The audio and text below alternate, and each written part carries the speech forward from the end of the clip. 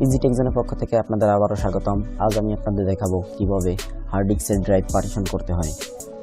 এটা আমি উইন্ডোজ 11 থেকে করতেছি, আপনারা সেম প্রসেসে উইন্ডোজ 10 থেকেও করতে পারবেন। তো এটা করার জন্য দিস পিসির উপর রাইট ক্লিক করে ম্যানেজ থেকে ডিস্ক ম্যানেজমেন্টে ক্লিক করবেন।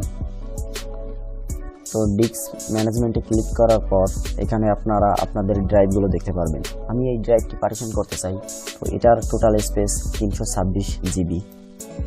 তো এটাকে পার্টিশন করার জন্য আমরা 326 জিবির এই ড্রাইভের উপর রাইট ক্লিক করে সিঙ্ক ভলিউমে ক্লিক করব।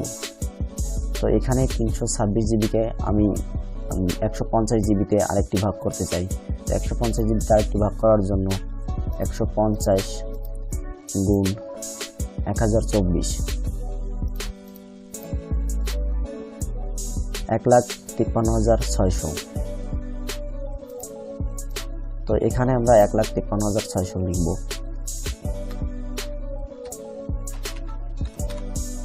তো এখন আমরা সিঙ্কে ক্লিক করব।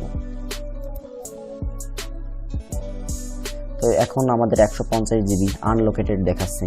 তো এটার উপর রাইট ক্লিক করে নিউ সিম্পল ভলিউমে ক্লিক করব। এখন নেক্সটে ক্লিক করব, নেক্সটে ক্লিক করব।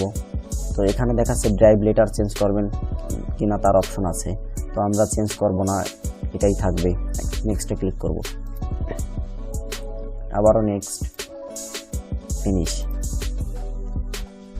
এখন দেখা যাচ্ছে 326 জিবি ড্রাইভটি পার্টিশন হয়ে 149 জিবি হয়েছে।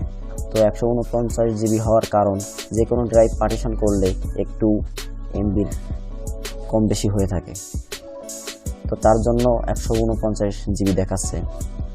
তো এভাবে আমরা খুব সহজে ড্রাইভের পার্টিশন করতে পারবো। ভিডিওটি দেখার জন্য ধন্যবাদ। আবারও ফিরে আসবো নতুন কোনো ভিডিও নিয়ে।